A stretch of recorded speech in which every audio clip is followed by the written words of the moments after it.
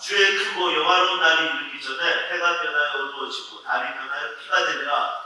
누구든지 주의 이름을 부르는 자는 구원을 받으리라 하였느니라. 네.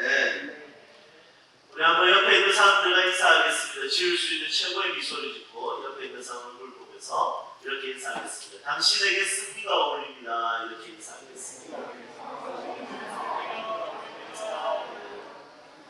네, 성공이 어울리는 것이 아니라 승리가 어울린다는 것을 기억하십시오. 하나님께서 우리에게 약속하신 것은 성공이 아닙니다. 만약에 성공이 약속한 것이라면 하나님께서는 우리의 인생을 실패하실 수도 있습니다. 왜냐하면 성공이라는 것은 예수를 믿지 않는 자들도 성공하는 사람들이 있고 예수를 믿는 사람들도 세상이 말하는 성공하는 삶을 못할 때가 있습니다. 하지만 모든 그리스도인들에게 하나님께서 하신 약속이 있는데 그것은 뭐냐면 성공이 아니라 승리라는 것이죠. 그래서 요한일서 5장에 보면 이렇게 말씀하고 있습니다. 예수가 하나님의 아들이라는 것을 믿는 너희가 승리하지 않으면 이기지 못하면 누가 이기겠느냐 이렇게 말씀하고 있습니다. 그러니 그리스도인들은 승리하는 삶, 패배하는 삶이 아니라 승리하는 삶을 살아갈 수 있다는 것이죠. 그래서 여러분들이 어울리는 것은 패배가 아니라 승리라는 것을 기억하시기를 축복합니다. 자, 오른손 앞으로 내밀어 보십시오. 왼쪽 어깨에 손을 올리시고 자기 자신을 향해서 이렇게 인사하겠습니다. 나에게 승리가 어울려. 네, 우리 전반기 고생했다 하면서 이렇게 자기 자신 축복합시다. 수고했다. 좋습니다. 네, 손 내려주시고 박 목사님 너무 멋지네요. 찬양님도. 정말 목소리가 거의 뭐 열달 같습니다. 허스키한 그 보이스가 섞여서 그런데 이제 들으면서 제일 부러웠던 것은 표준말. 기가 막히고. 저도 이제 전국적으로 이제 집회 강사를 다니다 보니까 이제 서울에 이제 가게 되면 이제 총괄하기 싫잖아요. 그래서 부산말 안 들키려고 혼자서 도깨비 드라마 공유형제 나오고 있죠. 그 드라마 보면서 계속 따라했어요. 날이 좋아서 날이 좋지 뭐 이런 거 계속 따라해서 이제 칼을 달고 이제 올라갔어요. 올라가서 이제 딱 첫 번째 무너진 곳이 카페였습니다. 아메리카노 차분 거 주세요. 이렇게 주문했는데 여러분 차분 거 이거 무슨 말인지 아시죠? 그 카운터 보면 자매님 이렇게 뭐 그런 원두는 없습니다. 이렇게 이야기하는데 차분 거는 원두가 아니라 아이스 차분 거. 뭐죠? 이거 표준말로? 차가운 거. 네. 그런데 오늘 목사님께서 이렇게 멘트하는 거 보니까 거의 뭐 도깨비 느낌 나요, 진짜. 너무 멋있다는 생각이 듭니다. 여러분, 저는 이번 여름에 32개의 사역을, 집회 말씀 사역을 지금 34개네요. 4개인데 오늘이 마지막 여름 사역입니다. 오늘 그래서 조금 기쁘네요. 이거 내가 다 할 수 있을까? 나같이 무능한 사람이 그래도 하나님께서 감당하게 하셨고 저 패배할 줄 알았습니다. 중간에 도저히 용기도 없고 자신감도 없고 공황장애도 올 것 같고 또 주눅도 들고 하지만 끝까지 완주하게 하신 하나님의 은혜를 경험하였습니다. 오늘 저녁에 제가 유종의 미를 잘 거뒀으면 좋을 것 같고 또 여러분들이 잘 들어주셔야 제가 잘 걷겠죠? 그리고 이 여름 사역의 마지막 운전해서 내려가야 됩니다. 왜냐면 내일 오전에 이제 저희 교회를 섬겨야 되기 때문에 천국 가지 않도록 이렇게 기도해 주시고 신나게 갈 수 있도록 말씀 잘 들어주시면 좋을 것 같습니다. 네, 오늘 저희 첫째 아들 이야기로 오늘 저녁을 한번 열어보려고 합니다. 저희 첫째 아들이 7살 때 좋아했던 만화가 있었습니다. 그 만화가 뭐냐면 카부치라는 만화였습니다. 여러분 카부 아세요? 막 자동차 나가 로봇 변신하고 하는 그런 만화인데 아버지들은 이런 만화를 다 싫어합니다. 왜냐하면 장난감이 너무 비싸요. 하나에 보통 얼마 정도 하냐면 8만 원 정도. 야, 기가 막히지 않습니까? 그리고 또 더 화가 나는 것은 캐릭터 새로운 걸 계속 만드는 장난감 계속 나오는 거죠. 그러면 이제 저희 아들은 계속해서 이렇게 이야기합니다. 헤블리 파더께서는 자꾸 구하고 두드리고 다 주신다는데 얼스 브라더는 왜 이 모양이냐? 찾고 구하고 두드려봤지 나오는 게 없다. 뭐 이런 식으로 저한테 이야기를 합니다. 그러고 이제 제가 때리죠. 네. 어쨌든 이제 1년 동안 7살 때 사준 1년 동안 제가 사준 카드 장난감 10개를 했어요. 80만 원치. 좌우에 날선 카드를 끌면서 이렇게 사줬어요. 아들은 굉장히 좋아했죠. 저는 슬퍼했고요. 화도 났고요. 그만 장난감 만들으라고 한번 따지고 했었습니다. 이 H4하고 연결해서 기업과 연결해서 이걸 장사를 하더라고요. 이제 그런데 어느 날 제가 쓰레기통을 봤는데 카드 장난감 하나 버려져 있는 거예요. 야 이제 옛사람 부활하는 거죠. 이제 이야기를 이걸로 와 이러면서 그럼 제 아들이 옵니다. 야 이 장난감 왜 여기 있어? 이거 얼마짜리인지 알아? 이거 보려고 진짜 쇠가 빠지게 진짜 설교하고 돌아다니는데 뭐하냐 진짜 혼을 냈습니다. 그랬더니 제 아들이 이렇게 아빠 이거 파란 쪽이 날라갔어. 잘 봐. 이거 파란 쪽 날라가는 게 저 필요 없어요. 그래서 야 파란 쪽 해봤자 25,000원 아니냐. 다른 쪽도 있고 두 다리도 있고 목이 날라갈 때까지 써야지. 네가 이거를 해야지. 이거 파란 쪽 날라갔다고 해서 이거 버리는 거 아빠가 너무 이상하다. 이랬더니 저희 아들이 아빠 얘는 나한테 필요 없는 거야. 쓰레기통에 어울려요. 이러더라고.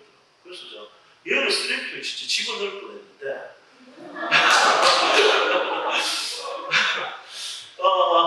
여러분 제가 그 이야기 딱 듣는 순간에 깨달은 게 있었어요. 그게 뭐냐면 여러분 7살짜리 애가 기준이 높겠습니까? 기준이 뭐가 높겠습니까? 7세짜리는 기준이 낮을 거예요. 공의를 알겠어요? 정의를 알겠어요? 7세짜리가 불량을 알겠어요? 좋은 것을 알겠어요?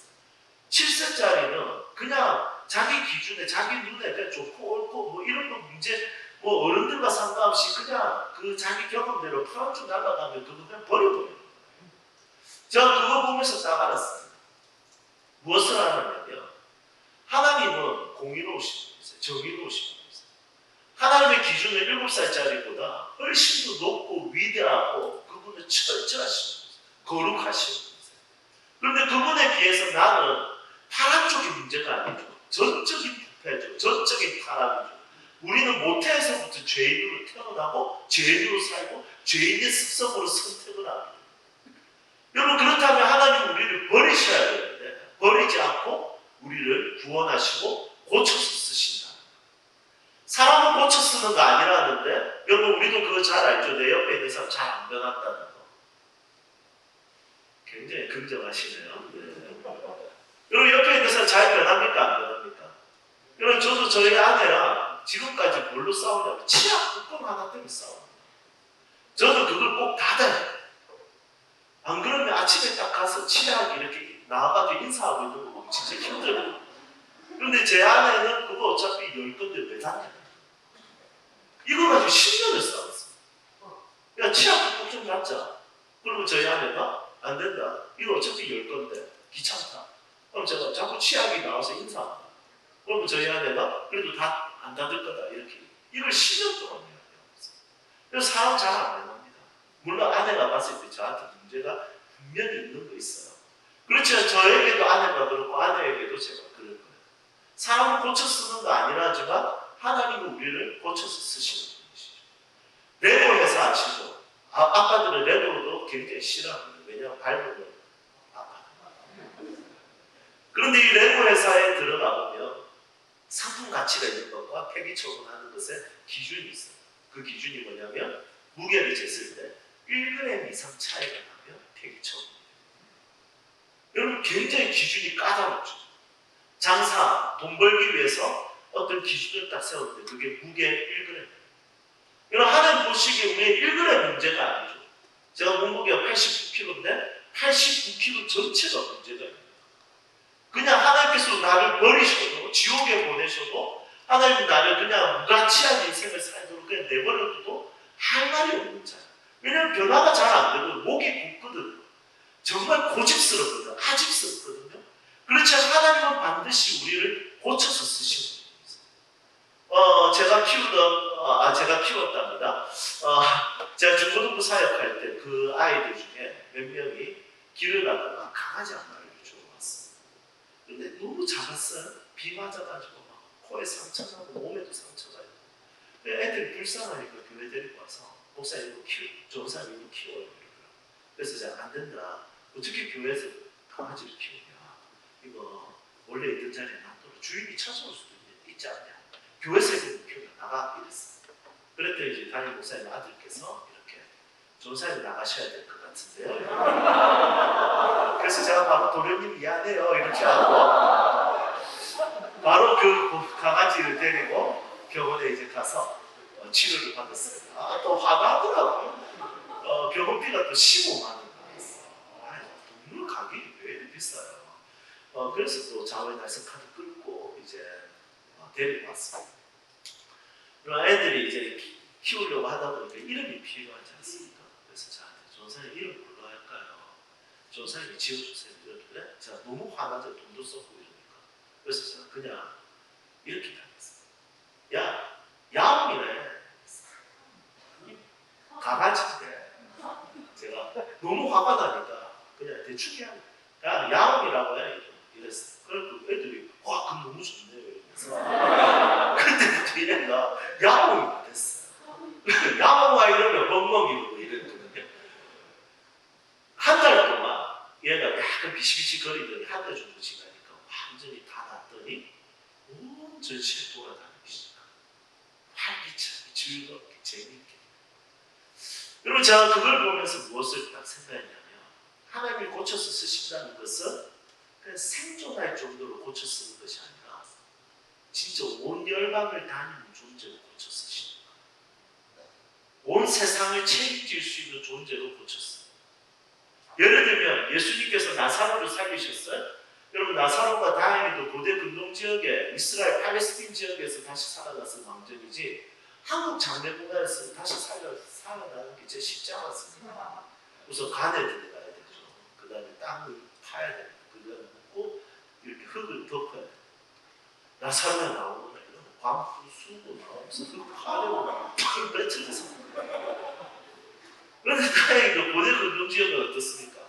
동굴에다가 시신을 넣고 돌문을 닫습니다. 예수님께서 말씀하시죠. 저 문 열어. 그랬더니 사람들이 문 열었어요. 그리고 예수님께서 말씀하세요. 나사로가 나오느라. 그때 나사로가 걸어서 나와요. 나오는데 다 놀라죠. 그런데 뭔가 좀 슬퍼 보였나 봐요. 예수님께서 주변에 있는 사람들에게 한마디 딱 던졌어요. 그런데 그 한마디가 너무 멋있어요. 뭐라고 말씀하시냐면 이렇게 말씀하셨어요. 야, 저 나사로 풀어놓아 다니게 하라. 이렇게 말씀하셨어요. 여러분 무슨 의미입니까? 풀어놓으면 교배들 위해서 생존할 정도의 생명만 가지게 하는 것이 아니라 직장으로 갈 수 있고 가정에 돌아갈 수 있고 사회생활 할 수 있고 꿈 가질 수 있고 비전 가질 수 있고 마음껏 활기차게 살아갈 수 있는 생명력도 같이 주십니다. 여러분 고쳐서 쓴다는 거 우리가 생각하는 구원은 죽을 때까지 그냥 비참하게 비굴하게 대충 그냥 천국만 바라보고 살다가 죽고 나서 가는 구원만 생각하지 이 땅을 살아가는 것, 이 땅의 삶의 방식, 이 삶을 우리를 만들어 가시는 하나님의 걸작품 디자인 그것에 대해서는 생각하는 구원이 없다는 거예요. 여러분 저는 감리교단에 대해서 잘은 모르지만 감리교단은 이 땅의 영화에 대해서 믿는다고 저는 들었어요. 우리 장로교단하고 약간 교리가 다른 건 있어요. 그런데 저는 그 이야기가 충분히 매력적이라고 생각해요. 왜냐하면 이 땅을 살 때 어차피 우리는 죄 지을 인생이야. 어차피 우리는 죄 지을 수밖에 없어. 어차피 우리는 무너질 거야. 우리는 수련회 받고 3일 뒤면 자식 3일 또 다시 결심해야 될 거야. 여러분 이렇게 생각할 수도 있지만 여러분 여러분들이 믿고 있는 교리나 교단의 방식은 그것이 아니라 하나님께서 내 삶 가운데 멋지게 만들어 가시고 고쳐주시고 새롭게 하시고 내 인생을 생명만 주신 것이 아니라 생명력을 주셔가지고 온 열방을 온 세상을 마음껏 꿈꾸며 마음껏 비전을 가지며 활기치게 살아갈 수 있는 특별한 능력을 주신다. 그냥 대충 살다가 나중에 천국만 가는 것이 아니라 이 땅에서 그분께서 나를 만들어 가신 나를 새롭게 하신 나를 고쳐 가신 절대로 나의 자연적인 모습에서는 나는 그런 모습이 나올 수가 없는데 성령의 은혜 안에서는 새로운 모습들이 막 만들어지는 거예요. 매스트 루케이거의 예수님처럼이라는 책을 보면 이렇게 되어 있습니다. 예수님께서 여러분들의 있는 모습 그대로 사랑하십니다. 그런데 있는 모습 그대로 내버려 두지 않으십니다. 여러분, 우리의 있는 모습, 우리의 어떠함과 상관없이 어제 말씀에서 나눴듯이 가능한 여인도 예수님이 사랑하시고 미래에 대해서 예수님을 기대하셨어요. 그렇지만 예수님은 그 여인을 그대로 내버려 두지 아니하시고 지침서를 주세요. 다시는 죄를 범하지 말라. 여러분, 이 말은 그 여인이 그 다음에 죄의 길로 가지 않게 하기 위해서 예수님은 그 여자를 만들어 가신다는 약속입니다. 여러분, 예수님은 우리의 삶을 만들어 가시고 디자인하시고, 예수님께서 진짜 짓고 싶어 했던 성전은 건물이 아니라 우리의 인생입니다. 여러분들의 얼굴은 하나님의 작품이에요. 기억해야 될 것은 여러분들의 얼굴보다 중요한 것이 있는데, 그것은 뭐냐면 여러분들의 인생은 하나님의 걸작품이 됩니다. 여러분, 나의 인생을 만들어 가신 그분의 은혜 앞에 나의 인생을 한번 들여보는 거예요. 내 인생을 디자인해 주세요. 고쳐주세요. 새롭게 해주세요. 라고 고백해요. 그냥 죽을 때까지 우리는 비참하게 비굴하게 그냥 천국만 바라보면서 사는 자들이 아니라 우리는 이 땅에서도 천국을 누릴 수 있어요. 아시레야 톤 우라노, 하늘의 다스림, 하나님의 다스림, 하나님께서 내 삶을 이끌어 가시고 내 삶을 만들어 가시는 경우. 여러분, 저는 성경을 읽으면서 가장 불쌍한 사람들이 몇 명 눈에 띄어요. 예를 들면 사울 왕이죠. 왕으로 부름받았지만 사울 왕은 나중에 또 버림받습니다. 그런데 진짜 불쌍한 사람은 누구냐면 예수님 옆에 있었던 한 강도입니다. 여러분, 어느 쪽 강도일까요? 제가 불쌍하다고 말하는 사람. 한쪽은 예수님 믿고 나머지 강도고요. 한쪽은 예수님 안 믿고 예수님 비방하다가 죽은 강도예요. 어느 쪽일까요? 불쌍한 강도. 자, 1번, 2번. 자, 1번 손들어 보십시오. 1번이 불쌍하다. 오케이. 2번이 불쌍하다. 오케이. 여러분, 제 설교의 의도를 조금 한번 이해하시면 1번이라고 대답하실 거예요. 왜냐하면 2번은 어차피 예수님 모르고 죽은 거예요. 그거 진짜 불쌍하긴 해요. 그렇죠. 1번도 꽤 많이 불쌍해요. 왜냐하면 이 사람은 한 번도 예수님을 위해서 살아보지 못한 거예요. 한 번도 예수님을 위해서 선교에 참여해보지 못한 거예요. 한 번도 예수님 앞에서 정직과 공의와 정의를 위해서 사랑하는 삶을 살아보지 못한 거예요. 예수님 앞에 자신의 삶의 재물을, 헌금을 드려본 적이 없는 거예요. 여러분, 우리는 주일 성수가 갇혀있는 것이라고 생각하지만 사실은 주일 성수는 갇히는 것이 아니라 우리는 주일 성수를 선택할 수 있는 자유의지가 회복된 것이죠. 이 강도는 주일 성수를 한 번도 해본 적이 없어요. 아담과 하와의 사건이라는 것은 선악과 사건. 이 사건은 선악과를 하나님께서 이들에게 자유의지를 주셨는데 그 자유의지는 따먹을 수 있는 자유의지를 주신 것이 아니라 어떤 자유의지를 줬냐면 따먹지 않을 수 있는 자유의지를 주는 거예요. 무슨 이야기인지 알겠죠? 여러분, 따먹을 수 있는 자유의지가 아니라 하나님 말씀에 순종할 수 있는, 안 따먹을 수 있는 자유의지가 있었어요. 그런데 그 선악과를 따먹는 순간부터 이 사람들은 그때부터 어떻게 되냐면 이제는 선악과를 따먹지 않을 수 있는 자유의지를 잃어버립니다. 하나님 말씀에 순종할 수 있는 자유의지를 잃어버립니다. 하나님을 사랑할 수 있는 자유의지를 잃어버립니다. 이웃을 사랑할 수 있는 자유의지를 잃어버립니다. 하나님의 교회 공동체를 섬길 수 있는 자유의지를 잃어버립니다. 하지만 그리스도를 믿는 자들은 이 모든 자유의지가 회복되어서 그분을 위해서 새롭게 살 수 있는 기회를 얻었고 그분을 위해서 살 수 있는 우리를 만들어 가신 그분의 은혜를 경험합니다. 여러분들은 술을 못 마시는 거, 쾌락을 즐기지 못하는 거, 죄를 못 짓는 것, 여러분, 이것은 우리가 어떤 한 부분의 굴레에 갇혀서 답답하게 사는 것이 아니라 그것을 내려놓을 수 있는 자유의지를 사용하는 것이고 거룩과 의와 정의와 정직과 사랑하고 하나님을 위해서 살 수 있는 자유의지를 사용할 수 있는 능력이 그리스도 안에서 회복됩니다. 여러분, 이 가치를 아는 것이 젊은이답게 사는 거예요. 미워하는 사람을 마음껏 미워할 수 있는 자유의지가 여러분, 젊은이들에게 주어진 자유의지가 아니라 그들을 용서할 수 있는 것이 젊은이다운 자유의지. 그것이 그리스도 안에서 회복되는 것이죠.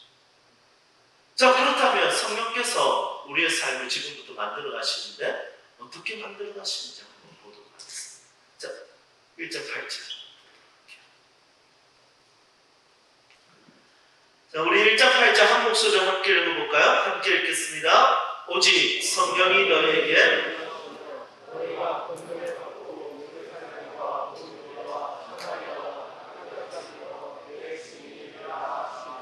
아멘. 성령이 우리에게 임하시면 우리가 무엇을 받는다고 되어 있습니까? 권능. 여기서 권능이라는 것은 헬라어로 두나믹스라는 단어를 쓰고 두나믹스에서 나온 단어가 다이나마이트. 아직 군대 안 갔다 오신 형제님 한번 손 들어보시겠습니까? 앞으로 가야 되는 문제. 가야 되는 문제입니다. 손 들어보십시오. 가야 돼. 앞으로. 네. 가깝습니다. 진짜. 하나님의 은혜와 위로와 함께 기도하겠습니다. 군대 가면 두 가지가 좀 놀라긴 해요. 우리 나머지 형제들 다 갔다 오셨죠? 총소리 어떻든 크죠? 그리고 총소리가 진짜 기가 아파요. 그리고 두 번째 놀라운 거는 수류탄 파괴력이 장난 아니에요. 그리고 뭐 영화에서 이로 막 꽂고 그 이빨 다 빠져요. 그리고 이게 사과를 쪼개듯이 손으로 딱 쪼개는 이렇게 해서 딱 던져요. 물을 향해서 던지거든요. 근데 파괴력이 얼마나 그리고 군대라는 것은 과학 기술의 모든 것을 모아놓은 집단이지 않습니까? 근데 훈련병 때 수류탄 던지는 날은 이 과학적인 집단이 미신을 믿어요. 뭐라고 하냐면 훈련병들에서 조교가 이렇게 이야기해요. 자, 우리 훈련병들 어제 꿈자리 사나운 사람 손 거수 그때 어제 꿈자리가 안 좋았어. 열래! 그날 수류탄 던져요. 수류탄 혹시 던지셨습니까? 연습용만 던지셨어요? 수류탄 혹시 던지셨어요? 연습용. 어디 갔다 오셨어요? 수류탄 던지셨어요? 어땠습니까? 막 심장 막 버벅거리죠? 여러분, 진짜 물에다 던지는데 저 뒤에서 연습하고 있으니까 땅이 그냥 물이 팍! 여러분, 엄청나요. 뭐 거기서 이렇게 수류탄 터질 때, 야! 조금 아프겠지 하고 내가 몸으로 덮으면 그냥 다 죽어요. 여러분, 그거 진짜 끝나요. 25m 안에 있는 사람들은 진짜 다 끝나요. 그리고 이렇게 두나믹스라는 것은 그런 거예요. 완전 파괴져. 본성을 뒤집어버려요. 완전 뒤집어버려요. 목사님, 제가 성령의 능력에 대해서 몇 번 들은 적이 있는데 그렇게까지 본성을 뒤집거나 파괴적이라고 생각해 본 적이 없는데요. 생각할 수도 있어요. 하지만 오늘 말씀 딱 들으면 진짜 성령이 주시는 능력은 두나믹스의 다이너마이트네 라고 생각할 겁니다. 첫 번째 뭐냐? 첫 번째는 땅끝으로 가게 합니다. 성령이 주시는 능력. 두 번째 뭐냐면 어떤 상황이 있든 상관없이 미래지향적이게 하는 거예요. 세 번째는 복음의 확신을 가지고 사람을 소중하게 여기게 하는 겁니다. 자, 첫 번째 뭐라고요? 네, 땅끝으로 가게 합니다. 여러분, 이게 성령의 능력이 임하면 오늘 말씀을 보니까 예루살렘과 온 유대와 사마리아 땅끝까지 이르러 이렇게 이야기합니다. 여러분, 이 말씀을 보면 지금 옆 동네로 옮기는 것 같죠? 하지만 이 말씀은 수평적 이동이 아니라 하향적 이동이에요. 왜냐하면 그 당시에 이스라엘 사람들, 유대인들은 우주의 배꼽, 우주의 중심지를 어디라고 생각했냐면 예루살렘이라고 생각했어요. 그래서 예루살렘으로부터 멀어지면 멀어질수록 그 지역은 하나님께서 저주하신 지역, 버린 지역, 그 땅은 저주받은 지역이라고 생각했어요.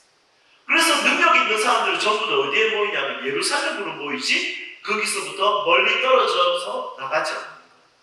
그런데 성령이 임하는 순간부터 중심지로 가려고 하는 우리의 본성을 뒤집어서 어디로 가게 하냐면 땅끝으로 이르러 이렇게 합니다. 여러분, 삶의 방향이 바뀌는 거죠. 그 전까지는 분명히 상향적 방향이었는데 이제는 그리스도 안에서 땅끝으로 향하는 하향적 방향을 가지기 시작하는 것이죠. 그래서 성령이 주신 끝으로 가게 되는 하향적 방향을 본성으로 가지고 있어요. 제 제자 중에 공부 잘하는 애들이 좀 있었거든요. 얘들 제 아버지가 의사고 어머니가 야여대 출신이고 얘도 과학부 수석으로 들어갔고 그리고 고등학교 2학년 때 서울대 의대생이 됐어요. 이 정도 그렇게 놀라지 않나요? 네. 여러분 그 보면 진짜 대단하지 않습니까? 그리고 이 친구한테 제가 물었어요. 이거 나중에 대학을 어디 갈 거니? 얘가 중학교 때 물론 종교 1등이었죠. 그랬더니 얘는 뭐 전혀 두 번, 세 번 생각할 필요도 없습니다. 서울 갈 겁니다. 여러분 저는 서울에 대한 한 번도 생각해 본 적이 없어요. 왜냐하면 저는 중학교 꼴찌, 고등학교 꼴찌, 대학교 F 받아서 1년 6구, 대학은 F 받아서 또 1년 6구, 대학은 하나 더 했거든요. 그것도 F 받아서 또 6구 받았어요. 박사학위 받으려고 하니까 이제 못하겠어요. 진짜 공부는 저랑 안 맞습니다. 여러분 이 친구 수학하면 수학 문제를 풀면 스트레스가 풀립니다. 즐거움이 막 올라오고. 형제도 그렇습니까?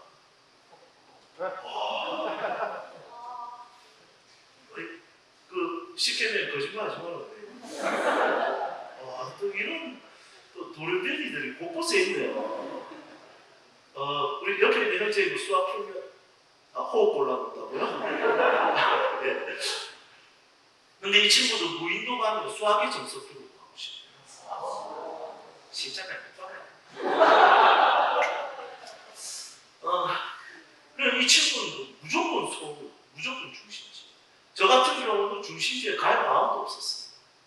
여러분 그런데 한번 생각해 보면 땅끝을 누가 간다고 생각하면 땅끝은 밀리고 밀린 사람들, 경쟁에서 지는 사람들이 가는 곳이라고 생각해요.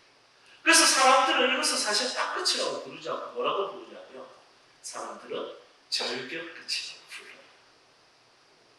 그래서 사람들이 가고 싶어 하지 않습니다.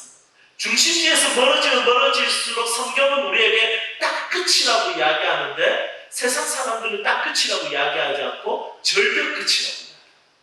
네 인생은 끝났다. 이제 니는 이제 밀리고 밀려서 끝이야. 이렇게. 여러분 이게 우리가 영어를 잘 하시는 분들이 계실 것 같은데 이 언어 교육이라는 것은 사실 방향이 있거든요. 예를 들면 영어를 배워요. 영어를 배우면 그 방향을 어디로 향하냐면 위를 향하게 되어 있습니다. 영어 공부의 목적은 더 성공, 그리고 더 높은 사람과의 대화, 열방, 해외 뭐 이렇게 볼 수 있어요. 그래서 저는 제 자녀가 3명이 있는데 첫째, 둘째는 제가 영어 공부보다 저는 수어하고 점자를 가르쳐요. 왜냐하면 언어 교육은 방향을 설정하기 때문에 우리 아이들이 위로 향하는 방향보다 옆으로 향하면 좋겠다 싶어서 장애인들과 소통할 수 있는 수어와 점자를 가르치고 있어요. 그래서 제가 세운 기독교 대안학교는 영어 수업도 있지만 수어하고 점자 수업이 꼭 있어요. 그래서 저희 아이 둘이는 꼭 수어와 점자를 잘하면 좋을 것 같아요. 셋째는 영어를 잘하면 좋겠어요. 딸이니까. 어쨌든 여러분 방향이라는 것이 있잖아요. 방향. 여러분 사람들을 물어보면 이 방향에 대해서 설명할 때 전부 다 중심지 위를 향하는 방향을 추구하지 절대로 아래를 향하거나 절대로 땅끝을 향하는 방향을 추구하게 하지 않습니다. 제가 슬기로운 의사생활 드라마를 굉장히 좋아합니다. 너무 진짜 재밌더라고요. 가치의 서열화 이런 거 정말 잘 표현한 드라마라고 생각하는데 그 드라마를 보면 의사의 직업이 너무 진짜 좋지 않습니까? 이제 제가 이제 목사로서 사역자로서 이제 욕심이 좀 생겼어요. 이 3명 중에 의사 하나 나와서 아빠가 하는 이 사역을 재정적으로 밀어주면 좋겠다. 그래서 이제 첫째는 음악을 시키고 둘째는 이제 의사를 하면 좋겠다 싶어서 수학을 잘하고 그래서 제가 슬기로운 의사생활을 계속 보여줬어요. 끝까지 시즌 초등학교 때까지 기다릴 때 나오자마자 아들 아파라. 저희 아들은 이제 그걸 끝까지 보는 거죠. 그래 다행히도 조정석 씨한테 매력을 느끼니까 그 간 수술 있지 않습니까? 그 아들 아빠 이 조정석 씨가 너무 멋져 보여 이러길래 그래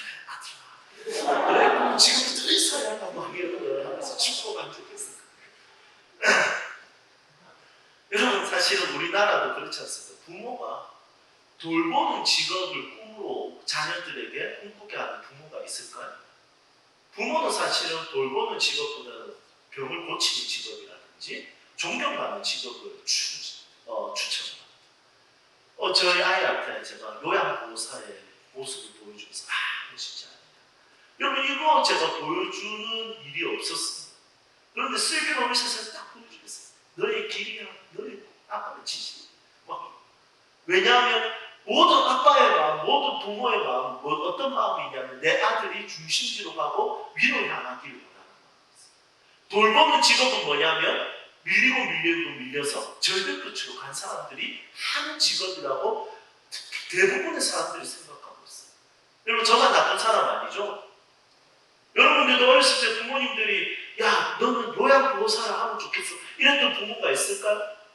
야 너는 호스피스 병동에 있는 그런 간호사가 되면 좋겠어. 여러분 이런 걸 이야기했던 분이 계실까요? 여러분 어렸을 때는 전부 다 부모들이 더 높은 거, 더 위대한 거, 더 존경받는 것을 다 추천하지 돌보는 직업을 추천하는 경우는 없습니다. 여러분 제가 책 한 권 추천하겠습니다. 헨리 나우멘 목사님의 돌봄의 영성이라는 책이 있어요. 꼭 읽어보세요. 저는 이 책을 보고 완전히 시각이 바뀌었어요. 시선이 바뀌었어요. 헨리 나우멘 목사님은 하버드 대학 교수로 그리고 예일 대학교 교수로 이렇게 일을 했지 않습니까? 그런데 그것을 다 내려놓고 데이브레이크라는 장애인 사역팀에 들어가서 이렇게 봉사를 하기 시작했어요. 여러분 처음 만났던 사람이 아담이라는 사람인데 전혀 몸을 움직이지 못하는 사람이에요. 그런데 아담과 계속해서 대화를 도전하고 시도했는데 아담은 가만히 있는 거예요. 왜냐하면 지적 장애도 있었거든요. 그래서 이제 돌봄의 영성에서 보면 헨리 나우멘은 3년 동안 아담을 계속해서 돌봐줬는데 3년이 지나니까 어떤 마음이 생기냐면 이런 마음이 생겼습니다. 왜 안 죽지? 왜냐면 너무 힘드니까. 왜냐면 자기가 말 한마디 하면 온 세상의 석학들이 똑똑한 사람들이 자기 말 한마디 듣기 위해서 다 모이는데 이 아담은 자기 말 한마디에 전혀 관심이 없는 거예요. 그러니까 자기의 지식도 지혜도 다 필요 없는 거예요. 이 아담한테. 여러분 이 아담한테는 그냥 헨리 나우멘이 몸 닦아주고 같이 있어주는 것만으로도 이 아담에게는 충분합니다. 그러면서 돌봄의 영성이라는 책을 쓰는데 이렇게 기록하고 있어요. 죽음은 모든 치료하는 자를 비웃는다. 하지만 죽음이 비웃지 못하는 사람이 있는데 그 사람은 돌보는 사람이다. 한 사람이 인생에 죽는 그 순간까지 함께 있는 사람은 병을 고치는 사람이 아니라 돌보는 사람이다. 제가 그 책 읽자마자 박수 치고 완전 시각이 뒤집어져서 그때부터 제 아들이, 제 딸이 만약에 돌보는 일을 해도 괜찮다는 생각이 들었어요. 여러분, 여러분들의 시선과 시각이 바뀔 필요가 있습니다. 젊은이답게 이렇게 되는 순간 성공을 꿈꾸는 것이 아니라 그리스도께서 부르신 모든 자리와 모든 영역과 내 자리는 내가 밀려서 절벽 끝에 서 있는 것이 아니라 하나님이 부르신 자리이며 소명의 자리이며 나는 그 자리에서 섬길 수 있는 존재로 나는 부르셨다라는 고백으로 상장하는 것이죠. 여러분 기억하십시오. 여러분들의 인생에 절벽 끝은 없습니다. 어디에 있든지 무엇을 하든지 어떤 자리에 가든지 여러분들의 인생에 이제는 절벽 끝은 없으며 모든 자리가 그분의 부르신 자리라는 것을 고백하시기를 축복합니다. 네. 여러분 저는 교회를 개척했어요. 교회를 개척했는데 너무 작아요. 몇 명 되지도 않아요. 어른 30명, 청년들 30명, 그리고 어린아이들 30명, 100명 정도 되는 사람들하고 같이 목회를 하고 있어요. 여러분 저는 성공에 대한 비전과 꿈이 없었을까요? 나중에 설교 끝나고 나서 이야기할 거지만 저는 성공에 대한 마음이 있었어요. 하지만 내 본성을 뒤집게 된 계기들이 참 많이 있었습니다. 지금 우리 성도들과 함께 뒹굴고 이야기하고 말씀 나누고 그들과 함께 식사하고 하는 것이 너무 즐겁습니다. 우리 성도들과 함께 매 주일마다 소년원에 들어가서 그들과 함께하고 그들에게 치킨 사주고 하는 것이 너무 행복하고 너무 즐겁습니다. 저는 저희 교회 성도들과 함께 오후 2시가 되면 노숙자들에게 찾아가서 노숙자들과 같이 라면을 먹으면서 와 뜨겁죠 하면서 이렇게 먹는 라면이 너무 맛있습니다.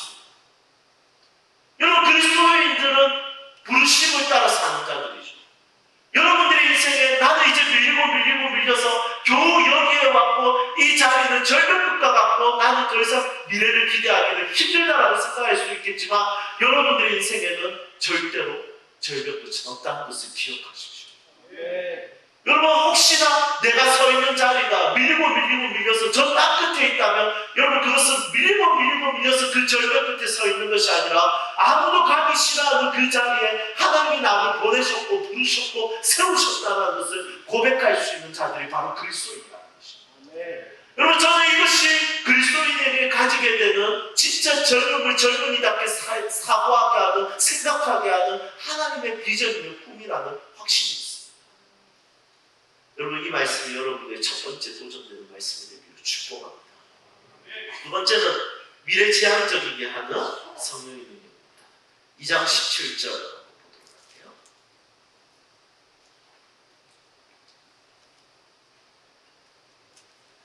이 말씀에 보면 성령 하나님은 세 세대에게 부어집니다. 첫 번째는 자녀, 두 번째는 젊은이, 세 번째는 늙은이.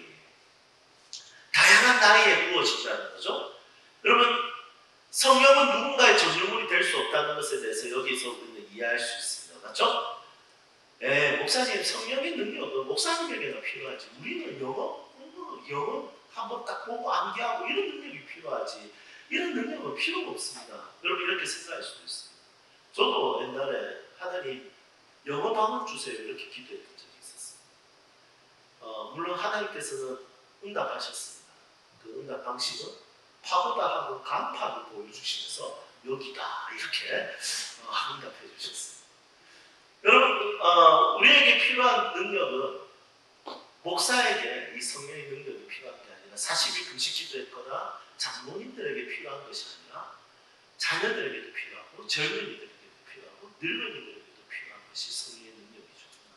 그런데 이 세 세대에게 성령이 부어지니까 충만하게 되니까 나타나는 세 가지 모습들이 있습니다. 자녀들은 예언하고요. 젊은이들은 환상을 보고, 늙은이들은 꿈을 꾸려요. 예언, 환상, 꿈. 이 세 가지는 과거와 관련된 단어입니까? 미래와 관련된 단어입니까? 미래와 관련된 단어죠. 그래서 성령의 임재를 경험하고 성령의 충만함을 가진 사람들은 미래와 어울리는 삶을 살게 되는 것이죠. 자, 자녀들은 과거를 이야기하는 게 어울릴까? 미래를 이야기하는 게 어울릴까? 그러면 7살짜리 제 딸이 과거를 자꾸 이야기하면 얼마나 웃기겠습니까? 아빠 옛날에, 니한테 옛날이야. 내가 2살 때 적격 원샷하고 머리 틀 때 그때 내가 진짜 소화 잘 됐는데 이제 나이가 7살 되니까 소화가 잘 안 된다. 여러분, 그러면 얼마나 웃기겠습니까? 여러분, 애들은 미래를 이야기하니까 어울려요. 예언, 앞에 있을 이야기. 그래서 저희 아들들은 계속 이야기합니다. 아빠 내 꿈은 의사야, 대통령이야. 성공지향적인 꿈을 자꾸 이야기하죠. 그러면 제가 이제 하향적인 이야기해요. 아빠처럼 목사는 안 들려 이러면 목사 재미없더라 아빠 보니까 이렇게 이야기한다. 어쨌든 애들 미래를 이야기합니다. 젊은이들은 어떻습니까? 젊은이들은 무엇을 이야기해야 됩니까? 환상. 이거 좀 우리가 새겨들어야 될 것 같아요. 젊은이 때는 환상을 이야기해야 되는데 환상을 볼 수 있는 시각이 필요한데 문제는 뭐냐면 젊은이들이 보고 현실이 맞춰집니다. 그리고 이 환상을 그리스 철학에서는 어떻게 이야기할 수 있겠습니까? 이 말씀이 기록된 그 당시를 생각해보면 정치적으로 로마 시대예요. 하지만 철학적으로 문화적으로 그리스 문화와 그리스 철학이었어요. 그러면 이 말씀은 전부 다 로마의 정치 안에서 그리스 철학과 그리스의 문화 안에서 이 말씀들이 기록되었어요. 그럼 여기에도 그리스 철학이 적용되겠죠. 그럼 이 환상을 그리스 철학에서는 뭐라고 이야기할 수 있을까요? 분위기 보니까 시간 가니까 네가 빨리 해라 이런 느낌 드네요. 플라톤이 했던 이야기 있죠. 단어 뭘까요? 이종화? 이데아죠. 여러분, 이데아가 뭡니까? 새로운 세계죠. 그래서 동굴의 비유 보면 좀 공부해도 될까요? 동굴에 비유되면 이제 동굴 안에서 막 즐기고 있다가 한 사람이 밖에 나서 새로운 세상 이데아를 딱 보는 순간 들어가서 뭐가 장난 아니야. 여기는 진짜 최고야. 아니야. 장난. 가자. 필요 없어. 난 동굴에만 있으니까 이게 멋져. 아니 저 밖에 진짜 와. 여러분 이게 이데아지 않습니까? 여러분 그리스 철학에서 이 이데아를 환상으로 이해할 수 있어요. 우리 기독교에서. 여러분 그리스도인 젊은이들에게는 하나님 나라라는 이데아가 있어요. 여러분들에게는 이데아가 있어요? 야, 네가 믿는 하나님은 어떤 분이시고 그분이 원하는 나라, 모습, 어떤 모습이야라고 이야기했을 때 여러분들은 할 말이 있으십니까? 저는 있어요. 오늘 아침에 조금 나눴죠? 오늘 아침에 예수님께서 아름다움을 보이셨죠. 영광을 보이셨는데 그 보이신 것이 은혜, 진리가 충만하다. 착함과 오르고. 여러분 그리고 제가 꿈꾸는 이데아가 있거든요. 제가 청년들을 만나든지 제가 어른들을 만나든지 누구를 만나든지 간에 제 안에 있는 하나님 나라의 이데아가 있어요. 주기도문에 이렇게 되어 있죠. 뜻이 하늘에서 이루어질 것 같이 땅에서도 이루어지리라. 여러분 제가 꿈꾸는 이데아는 하나님의 뜻이 이 땅에 이루어지는 것입니다. 하나님의 나라에 임하옵시며 하나님의 나라가 내가 살아가는 이 세상에 이루어지는 것입니다. 당장 이루어지지 않고 나중에도 이루어지지 않을 것 같고 불가능할 것 같지만 언젠가는 하나님의 나라를 맛보고 하나님의 나라 그리스도께서 재림하실 때는 그 하나님의 나라를 볼 수 있는 대면할 수 있는 날을 기대하며 오늘은 그 나라를 꿈꾸며 살고 있거든요. 그럼 제가 꿈꾸는 하나님 나라 이데아는 뭘까요? 성경을 보니까 사자와 어린 양이 함께 뛰어논답니다. 여러분 이거 가능합니까? 네, 30분 정도에 같이 뛰어놀 수 있죠. 사자가 이렇게 어린 양 때리고 나 잡아봐라. 어린 양 머리 묶으라면서 막 난리 났거든. 그럼 30분 정도 놀고 그럼 사자가 이제 30분 놀고 나면 이제 어떤 마음이 생겨요? 배고프다. 뭐 먹지? 보는데 양이 뛰어들어.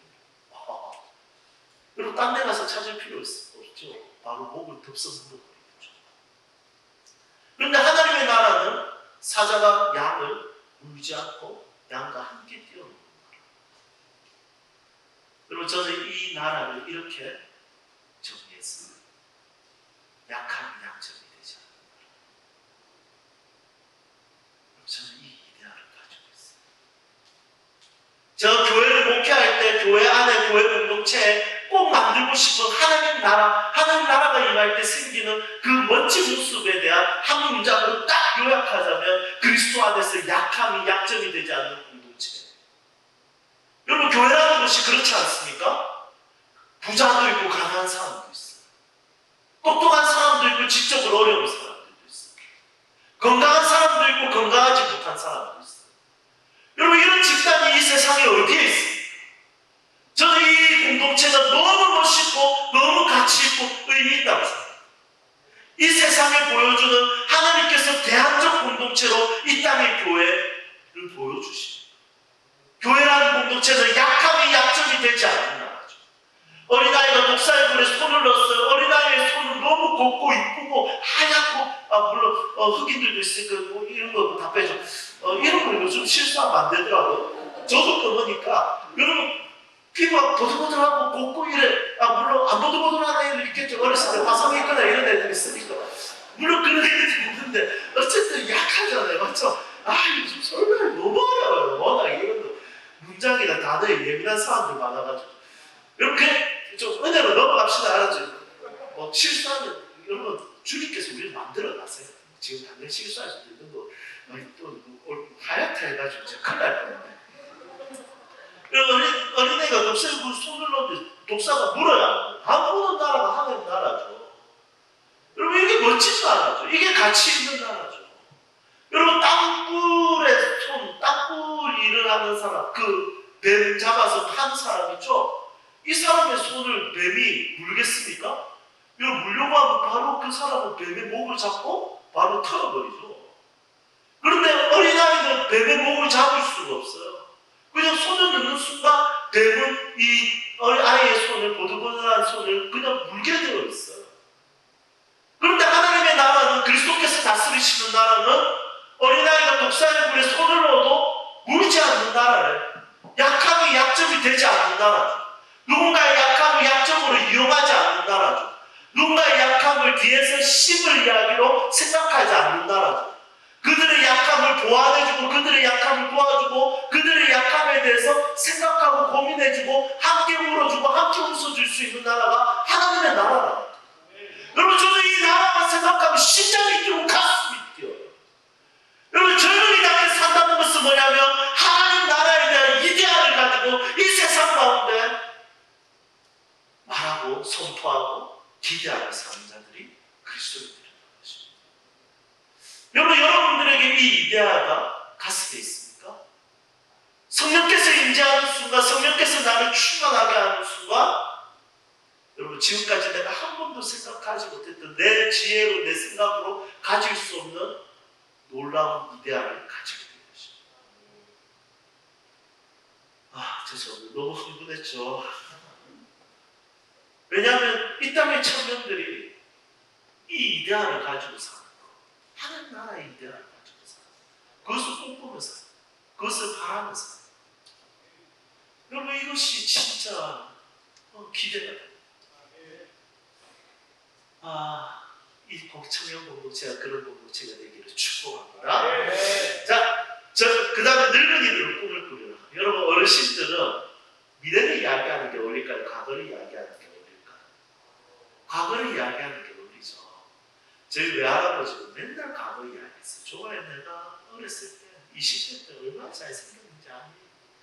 내가 네 나이 때 끝났다. 너희 할매가 내 잘생겨서 맨날 따라다니고 사랑한다고 난리가 아니야. 그럼 저희 외할머니께서 이 연남자를 미쳤냐. 내가 니 언제 따라다니면서 서로 막 눈치고 싸우는 모습 봤었어. 여러분, 어르신들은 과거를 이야기하는 게 좋아하세요. 맞죠? 그냥 부모만 때도 과거 이야기하는 거 좋아해요. 내가 왕년에, 옛날에, 20대 때. 여러분, 이런 거, 내가 청소년 때, 이런 거 이야기하는 거 좋아해요. 그런데 성령이 임하는 순간 늙은이들도 미래를 이야기해요. 여러분, 어디도 웃기지 않아요. 차라리 늙은이들은 예언할 것이고 그런 거 좀 품격이라도 있을 것 같아요. 그런데 진짜 품격 없는 단어로 해석했어요. 뭡니까? 꿈. 여러분, 청년들은 환상을 보고, 이 환상은 영어 성경에 뭐 비전이에요. 그런데 늙은이들은 꿈을 꾸려요. 이 꿈은 영어 성경에 뭐라고 되어 있냐면 드림이라고 되어 있어요. 여러분, 드림이 늙은이들에게 어울립니까? 꿈이 어울립니까? 어울리지 않죠. 그런데 성령이 임하는 순간 늙은이들도 꿈을 꾸리라 이렇게 이야기하고 있어요. 이게 기가 막힌 거죠. 여러분, 18절에 보면 절대로 미래지향적일 수 없는 사람들이 나와요. 그런데 이 사람들도 성령이 임하는 순간 미래지향적이게 됩니다. 18절. 자, 보세요. 누굽니까? 네, 남종과 여종들입니다. 여러분, 종들은 미래를 말할 수 있는 자들입니까? 종들은 주인이 때리면 맞아야 돼요. 주인이 밥 주면 먹고, 밥 안 주면 못 먹고, 주인이 죽으라고 죽는 시민이라도 해야 되는 자들이 종들입니다. 종들이 저는 대학을 가고 싶습니다. 많이 맞아요. 종들이 만약에 제 꿈을, 나한테 꿈이 뭐가 있냐? 이런 말할 게 없어요. 저는 저희 세 자녀가 태어날 때 축복 진짜 많이 했거든요. 아들아, 네가 진짜 이렇게 되면 좋겠다. 딸아, 네가 이렇게 되면 좋겠다. 온 마음으로 축복했어요. 그런데 종들이 아이를 낳으면 그 아이를 어떻게 축복할까요?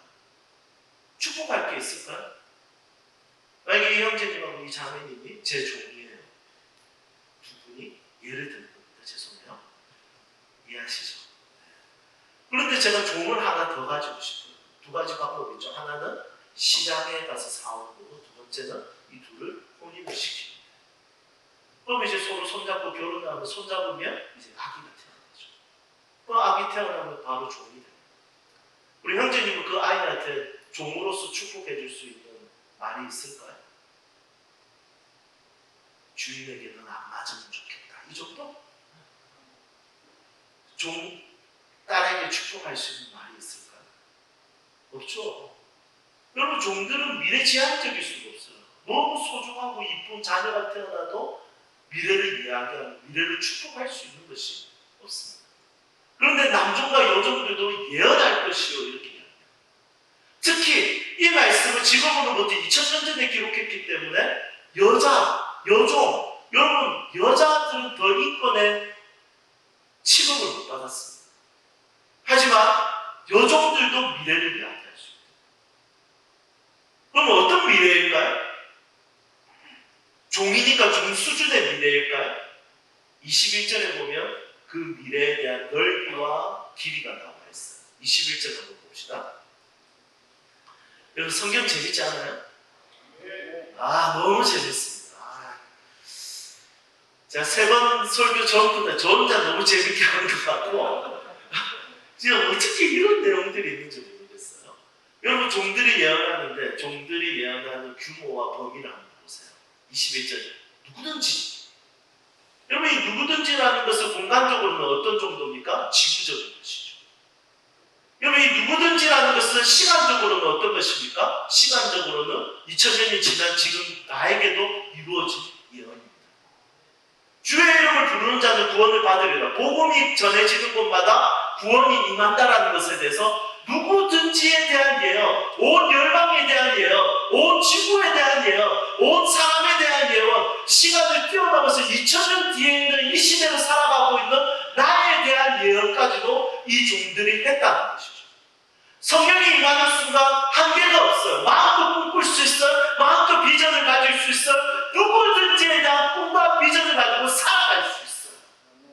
여러분 저는 예수님 믿기 전에 공부도 못했고 몸에 아토피가 가득하고 얼굴에도 아토피 때문에 각질이 일어나고 자존감은 땅에 떨어져 있고 나는 아무것도 할 수 없고 나 공부도 못하고 그림도 못 그리고 음악도 못하고 아무것도 못한다고 생각했을 때 나는 꿈꿔봤자 그냥 먹고 살면 좋겠다 이 정도 생각하고 있는 제 인생에 예수님 찾아오셨는데 북한에 대한 비전을 가지기 시작했고 아프리카에 대한 비전을 가지기 시작했고 동남아에 대한 비전을 가지기 시작했고 중동 땅에 대한 비전을 가지기 시작했고 청소년들에게 노숙자에게 위기 청소년들에게 이 세상의 수많은 자들에게 관심을 가지기 시작했다는 것입니다.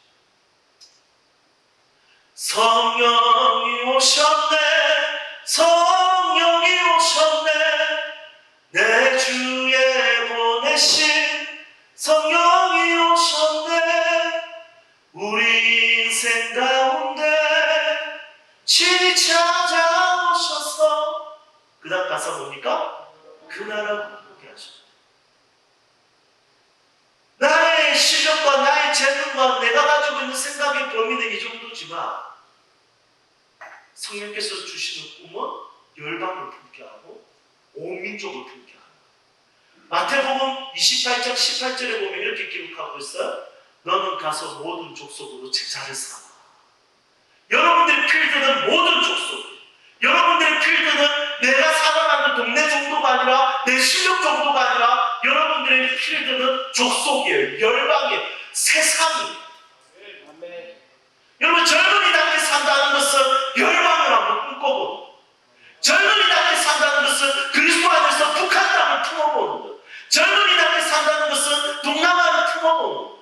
젊은이답게 산다는 것은 온 세상과 열방에 나의 흔적이 복음의 흔적을 남깁니다. 저희 교회에 가사도우미 일하시는 집사님께서 연세가 많으세요. 그런데 이 집사님은 항상 단기 선교를 갈 때마다 따라오세요. 이분은 이제 노래를 잘하시고 그러면 이분의 꿈은 뭐냐면 적어도 자신이 주님 나라 가기 전까지 20개 국의 아이들에게 밥을 먹여주고 자기 손으로 밥을 해서 먹여주고 물론 문제는 있습니다. 너무 맵게 하세요. 그래서 제가 떡볶이 안 됩니다. 이걸 제가 맨날 이야기해야 돼요. 특히 키르기스탄 갔을 때 진짜 떡볶이 너무 많이 하시거든요. 180인분을 끓이시고 그 키르기스탄 사람들은 진짜 이 떡볶이 진짜 못 드시거든요. 그 케첩 넣어도 매운 건 줄 알고 매워라 이랬거든요. 그런데 이걸 180인분 했는데 우리가 여러분 그때 15명이 왔는데 15명에서 그거 다 먹는다고 문제였어요. 여러분 이런 문제가 분명히 있지만 이 집사님에게는 이제 연세도 많으시고 거의 반평생을 누군가의 집에서 가사도우미로 사셨어요. 그런데 자기 인생의 꿈과 비전은 뭐냐면 적어도 20개국에서는 그 나라에서는 아이들에게 자신의 손으로 지은 밥을 먹이고 싶어 하십니다. 여러분 저는 선교 갈 때마다 이분을 모시고 가요. 저희 교회 승일 형제님이라고 오셨는데 지금 목사가 돼 있어요. 이분은 일본 내성마비 장애인. 이분 어렸을 때부터 선교에 대한 비전이 있었는데 일본 내성마비 아예 몸을 못 움직이시니까 가만히 있어요.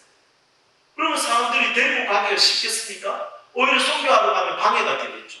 그래서 못 데리고 간다고 했는데 저희 교회 오고 나서부터 선교에 대한 비전을 가지고 저희가 캄보디아 갈 때 이분을 모시고 왔어요. 몸무게가 89kg, 저랑 똑같아요. 그런데 남자, 형제가 몇 명 가냐면 저만 혼자 갔어요. 제가 혼자 업고 들고 저는 무릎 수술했거든요. 일주일 동안 너무 힘들었어요.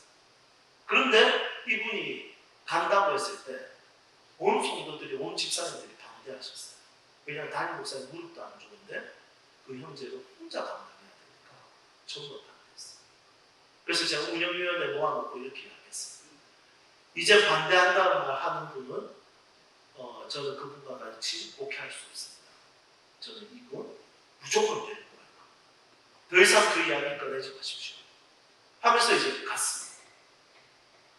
그 형제님이 가서 뭘 했냐면 아이들 게임할 때 선을 했습니다. 선. 기둥에 선을 끈을 묶어놓고 이분이 3시간 동안 이걸 잡고 있었어요. 나중에 한 2시간 지나니까 손을 푸드푸드 드시고 그런데 손가락에 힘 겨우 이렇게 꽂아서 힘을 겨우 줄 수 있는 손이었어요. 이분이 3시간 동안 이걸 이빨을 꽉 깨물고 끝까지 잡고 있는 모습을 제가 뒤에서 봤어요. 그때 영상을 찍는 형제님이 울면서 그 손을 찍어요. 나중에 그걸 편집해서 선교 영상으로 출품을 했는데 대상 받았습니다. 여러분 이 형제님이 손을 부들부들 떨면서 이 형제님이 저에게 이렇게 해요. 목사님 열방을 밟아갔는데 저는 앞으로도 이 선 하나를 감당하고 싶습니다. 어디로 가든지. 여러분 성령이 임하는 순간 꿈꿀 수 없는 사람 아무도 없습니다. 성령이 임하는 순간 그 꿈의 범위와 그 꿈의 넓이를 제한할 수 있는 사람은 아무도 없습니다. 세상에서 제일 큰 나무가 제너럴 셔먼이라는 나무입니다. 그 나무는 뭐 그렇게 크진 않아요. 그 나무 높이가 84m 정도 된다. 진짜 크게 안 놀라네요. 집에 정원에 하나씩 다 있나 봐요. 둘레가 34m. 교회 정원에 하나 있는 것 같아요. 여러분 그 나무도 3,400살 됐는데 시작할 때는 씨앗으로 나무를 시작했어요. 여러분 우리 안에는 그리스도의 장성한 분량까지 자랄 수 있는 생명의 씨앗이 있어요. 그 생명의 씨앗이 여러분들을 꿈꾸게 하고 비전을 가지게 하고 하나님의 나라에 대한 이데아를 가지게 하고 어떤 상황이든 어떤 환경이든 미래지향적이게 할 것입니다. 이 사람도 이제 더 이상 미래를 꿈꾸기에는 현실적인 상황에서 문제가 있고 어려움이 있고 더 이상 미래를 이야기할 수 없으니까 포기하는 것이 맞을 거예요. 그냥 오늘을 먹고 살고 하는 것만으로도 충분해라고 생각하는 사람들도 있을 것이지만 성령이 임하면 그것을 뛰어넘어서 미래지향적이 되는 것이죠. 여러분 저는 이제 예수를 믿은 지 이제 27년이 되었어요. 여러분 이제 앞으로는 제가 더 예수님을 믿을 날이 더 많을 건데 저는 죽는 그 순간까지 하나님 주시는 꿈을 꾸고 싶습니다. 그리고 죽는 그 순간에도 저는 꿈꾸면서 죽을 것입니다. 첫 번째 다음 세대에 대한 꿈과 그리고 그들을 축복하면서 죽을 것이며 그리고 내일 들어갈 그 땅을 바라보면서 저는 죽을 것입니다. 하나님의 사람들은 항상 미래지향적일 수 있습니다. 자 마지막 세 번째 성령이 주시는 능력은 복음의 확신으로 인해서 사람을 소중하게 여기게 하는 능력입니다. 21절 보십시오. 누구든지 주의 이름을 부르는 자는 구원을 받으리라 하느니라. 복음의 확신은 사람을 포기하지 않게 합니다. 왜냐하면 복음은 한 사람을 구원할 수 있는 충분한 능력이기 때문입니다. 여러분, 저라는 자를 사람들이 포기했을 수도 있습니다. 실제로 학교 선생님도 부모님도 저에 대해서 큰 기대가 없었습니다. 하지만 복음은 제 안에서 계속 일하고 있었고 지금도 일하고 있으며 앞으로도 복음은 제 안에서 일하고 있습니다. 여러분들도 마찬가지입니다. 옆에 있는 사람 보잘것없어 보이고 부족해 보이고 초라해 보일지 모르겠지만 복음은 이 사람 안에서 여전히 일하고 있으며 여전히 인도하고 있고 여전히 붙들고 계십니다. 여러분, 예수님은 절대로 사람을 포기하지 않습니다. 예수님 믿는 순간부터 한 사람을, 한 영혼을 소중하게 여기고 그 사람에 대해서 따뜻한 마음을 가지기 시작합니다. 예를 들어볼까요? 여러분, 자기가 신하고 가깝다고 생각하면 무례해질까요? 아니면 겸손해질까요? 세상의 신들은 믿는 자들을 보면 자기가 신하고 가깝다 생각하면 굉장히 무례합니다. 예를 들어볼까요? 이집트의 파라오 왕을 보십시오. 노예들을 사용합니다. 자기가 신하고 가깝고 신의 형상이라고 했기 때문에. 더 예를 들어볼까요? 혹시 점을 보러 무속인들을 찾아가 보신 적 있습니까? 여러분, 가지 마세요. 알았죠? 별로 도움 안 됩니다. 여러분, 무속인들 찾아가면 그 사람들 무례합니까? 아니면 겸손합니까? 딱 들어가는 순간 반말부터 안 돼. 왜 왔어? 아니, 지가 맞춰야지. 그것도 못 맞춥니다. 그리고 자기는 신하고 가까우니까 그냥 앉아봐. 이거 반말로 시작합니다. 그럼 앉으면 이제 시작되가 없는 소리 하죠. 뭐라고 합니까? 야, 여름에 물가에 가까이 가지만 빠져 죽을 수 있어요. 아니, 이 말은 나도 하겠다. 불에 가까이 가지만 데일 수도 있어. 똑같은 거 아니겠습니까? 그럼 무속인들은 자기가 신하고 가깝다 생각하니까 사람에게 무례하다. 여러분, 교회 목사님이 여러분들 무례하게 대한 적 있습니까? 여러분들이 목사님 설교하는데 졸고 있으면 목사님께서 가가지고 뒤통수를 팍 자나 지옥에 가라 뭐 이런 식으로 하시는가요? 여러분, 안 그러실 겁니다. 왜냐하면 기독교는 하나님의 친밀하고 가까우면 가까울수록 여러분 너무 인간적이게 되는 것이죠. 여러분, 동의하세요? 네. 네. 여러분, 사실을 금식기도 하면 더 인간적이게 돼요. 말씀을 더 많이 읽으면 읽을수록 인간적이게 됩니다. 왜냐하면 복음은 이 사람을 위해서 예수님이 십자가에서 죽으신 만큼 살아가신다는 것을 믿기 때문이죠. 여러분, 저는 오늘 강릉중앙교회 담임 목사님 처음 만났어요. 저보다 연세도 있으시고 그리고 목회 경험도 많으신데 너무 깍듯하게 50분 동안 같이 대화했습니다. 여러분, 존중받는다는 느낌이 들었습니다. 여러분, 밖에 나가면 저보다 그 어떤 직업도 자기보다 조금만 더 경험이 있거나 실력이 있거나 이런 사람들은 절대로 사람을 소중하게 여기지 않습니다. 함부로 대하지. 네가 나한테 배워야 될 거야. 여러분, 박 목사님이 여러분들이 무례하게 대한 적 있습니까? 없을 겁니다. 일단 안 되는데. 없죠? 네, 없을 거. 여러분, 교회 처음 오는 사람들이 정말 따뜻함을 느끼지 않겠습니까? 목사님들이 왜 왔어? 이러면 목사님들 아무도 없습니다. 진짜 오는 순간 따뜻하게 인사하고 잘 오셨습니다.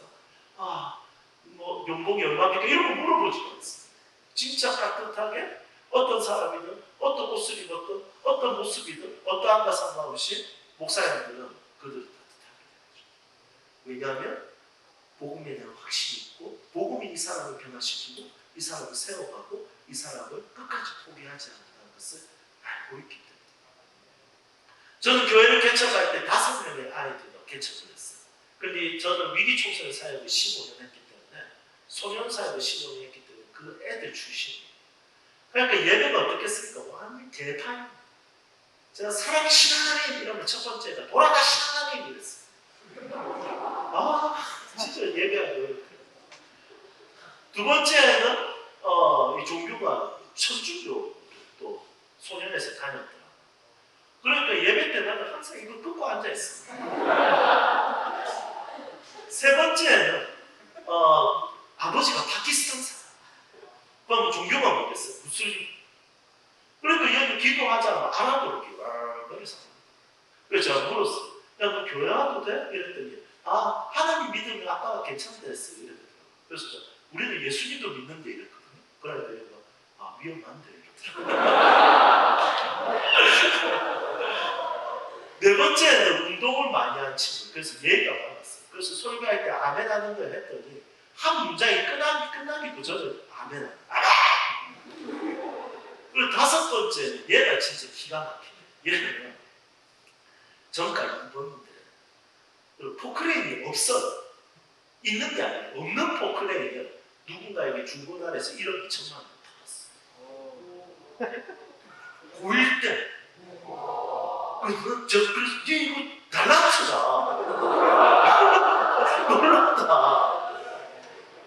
여러분 놀랍지 않습니까? 있는 포크레인 팔기도 힘든데 없는 포크레인을 1억 2천에 팔았다.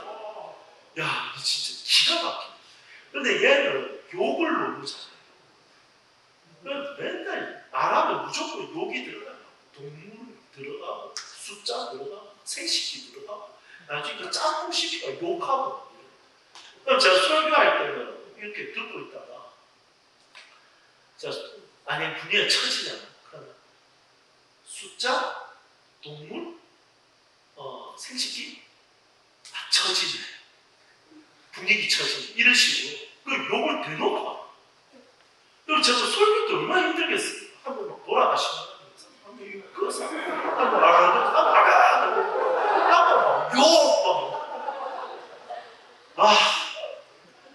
차라리 이 마이크한테 전부하면 얘가 더 빨리 회심하겠다.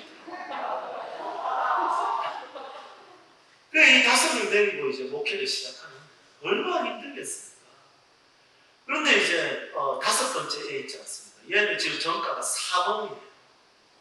이제 22살인데 지금도 저는 얘를 위해서 탄원서를 써주고 있거든요. 그리고 얘는 뭐 때문에 들어가냐면 또 일수를 또 하더라고요.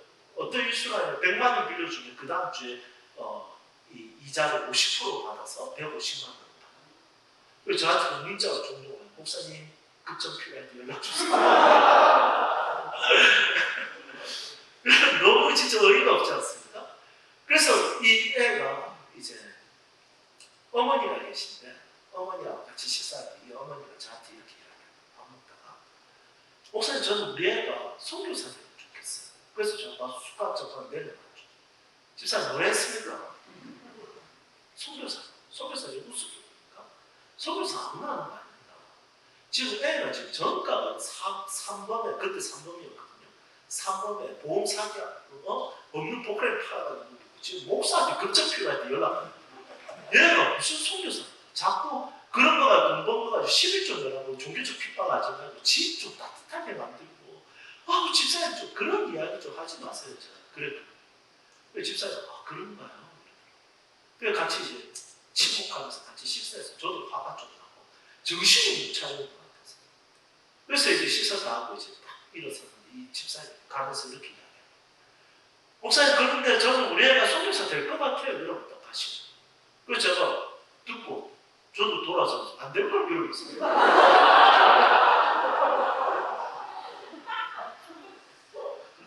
그래서 이제 집에 돌아왔죠. 돌아와서 읽은 게 사도행전 2장 21절의 말씀. 저는 누구든지 얘를 제외시킵니다. 누구든지 얘를 제외시키니까 이 아이의 어머니에게 무례하게 되어지더라고요. 그런데 이 말씀이 딱 보이니까 누구든지에는 그에도 들어가는데 그래서 바로 전화해서 사과했어요. 집사님 제가 집에 와서 누구든지 주의 이름을 부르는 자는 구원을 받으리라 읽었어요. 집사님 죄송해요. 저 목사인데 누구든지 집사님 아들을 제외시켰어요. 이제부터 절대로 제외시키지 않고 끝까지 집사님 아들과 함께 하겠어요. 그때부터 계속해서 탄원서를 여러 장 써주고 끝까지 그 아이와 함께 했어요. 이제 감옥에서 나온 지 2달 됐습니다. 그 친구가 제주도에 놀러 갔다 왔는데 제가 제주도 그 귤 초콜릿 있지 않습니까? 싫어하거든요.